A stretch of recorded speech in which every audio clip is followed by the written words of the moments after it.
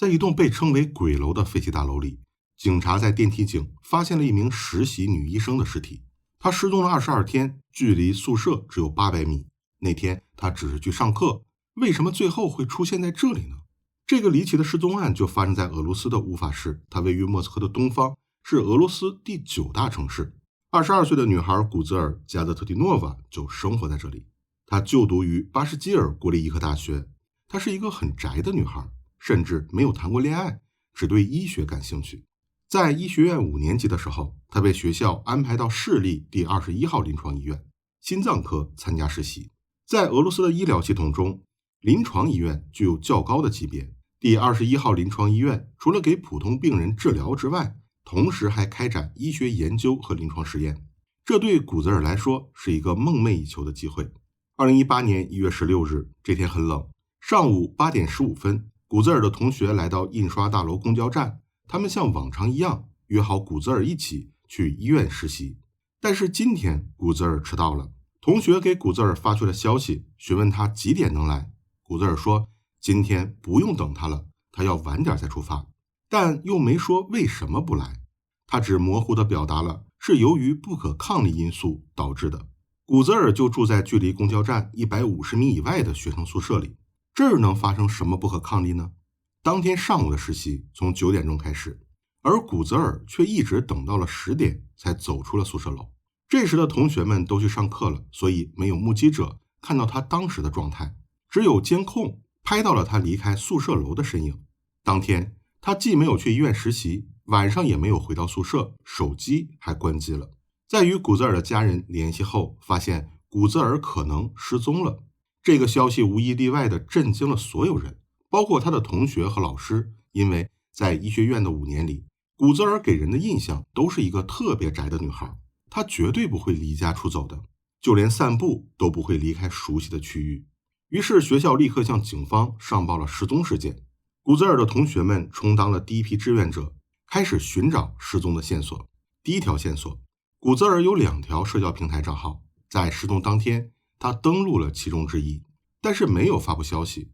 第2条线索，他的护照和其他的证件还留在宿舍里，说明他并不会主动离开这座城市。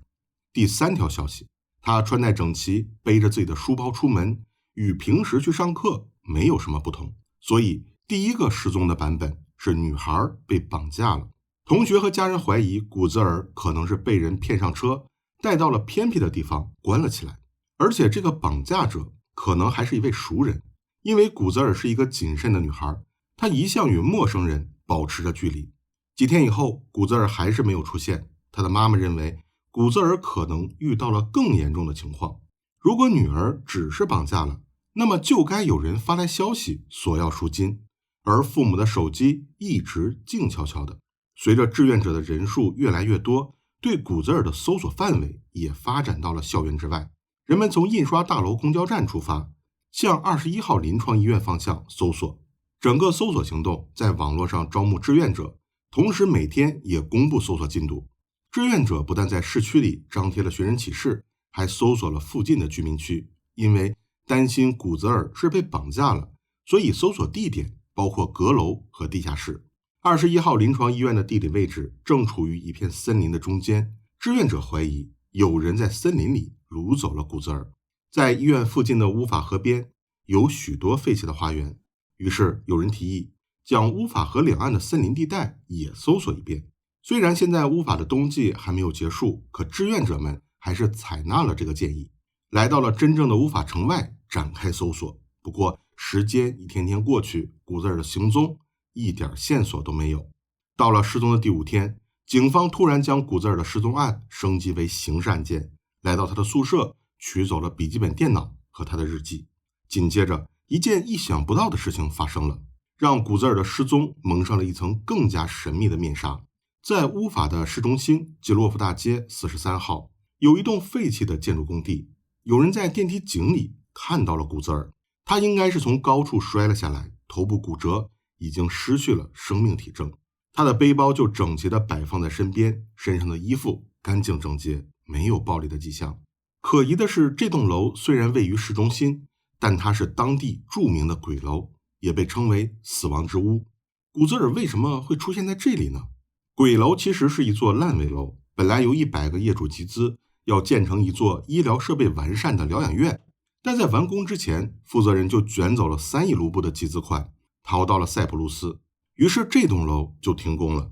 渐渐的，这里成了流浪汉和小混混的聚集地，也偶尔有情侣来寻找刺激。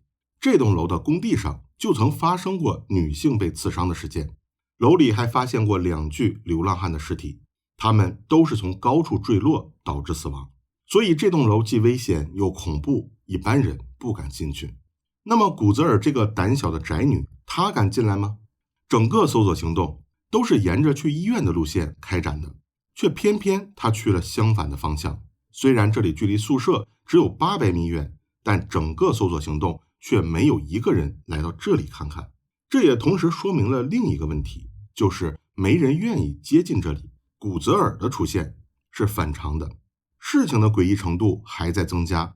就在同学、老师和家人还在猜测真相时，警方得出了正式的结论：古泽尔没有被胁迫，他是自己来到这栋鬼楼的，并且是自己跳下了电梯井。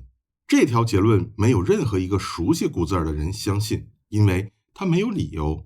她是一个非常优秀的女孩，梦想就是成为一名心脏科的专家，而现在她已经跨过了门槛，在医院里开始实习了。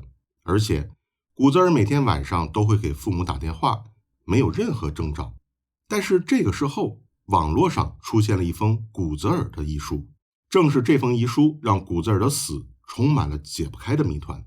首先，这些文字的形式是发生在社交平台上的聊天记录，是哪一天发布的并没有显示，但是截图里可以看到，对话框的顶部是古泽尔·加迪特迪诺娃的名字，名字下面竟然显示在线。而发现尸体的时候已经是2月7日了，从失踪到发现尸体间隔了22天，为什么截图显示古泽尔在线呢？如果这份聊天记录是在他失踪前发生的，那么收到留言的这个人为什么眼睁睁地看着古泽尔出事，又在失踪后没有告诉学校或者他的家人呢？要知道，整个搜索行动不是秘密进行的，从当地的电视台到网络上都有报道，所以这个收到留言的人，他应该知道古泽尔出事了。他为什么从一开始隐瞒了这段聊天记录呢？关于账号在线的状态，还有一个可能就是家人登录了他的账号。那么让我们回忆一下，在古泽尔刚刚失踪的时候，同学和家人就检查了古泽尔的社交平台，当时的确发现了一些其他线索，但是没有看到这段文字消息。如果他的家人可以登录他的账号，为什么没有一开始就发现呢？而且古泽尔的母亲也否认登录过古泽尔的账户，她更没有见过这篇遗书。古泽尔的母亲说，女儿失踪当天没与父母联系，没与兄弟联系，更没有与同学联系。为什么单单在网上发送了一条重要的消息呢？那么这段文字究竟写了什么呢？蓝色的这段文字大概意思是说，别为我哭泣，这个世界上我只信任你，我可以把所有的秘密告诉你，但是现在我累了。这段文字显示了古泽尔对世界心灰意冷，但是拥有一个最信任的人。这个人可能还是一个异性，但是这个最信任的人根本不在乎他。因为如果这个人在乎他，那为什么要在尸体发现之后才公布呢？所以这个最信任的人，他究竟在古泽尔的失踪事件里扮演了什么角色呢？而且蓝色的字并不是最重要的，它的上面还有一行文字，这才是问题的关键。他说，这件事仍是一个未解之谜，如果这是真的，我活着还是死了有什么区别呢？我觉得还是赶紧查明真相，把这个事了结了吧。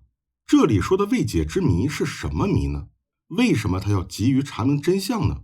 而且为什么他还没有查明真相就死了呢？在古泽尔去世后，乌法市的这栋鬼楼又接连发生了2起女孩坠楼事件，其中有个女孩被人看到，在坠楼前，一个年纪大的陌生男人将她带进了鬼楼。因为这里常常发生类似的悲剧事件，所以当地居民要求要么拆除它，要么围上它，禁止有人出入。直到2024年，99名业主终于将这栋鬼楼建成了一栋居民楼，但是因为电梯井里没有安装电梯，所以一直没有投入使用。据当地的新闻报道，这栋楼即使打开所有的照明设备，依然阴气森森。保安和建筑工人常常听见沙沙声，尤其是在地下室里。这里的保安说，他没有在楼里见过鬼，但确实出现了一些无法解释的声音。古泽尔在学校的口碑特别好，同学们为了怀念他，自发组织了一场募捐，为古泽尔办理了葬礼。但是古泽尔要查明的真相，究竟与鬼楼有关，还是与医院有关，永远都没有答案了。就像他自己说的一样，这是一个未解之谜。这里是投资调查，我们下期再见。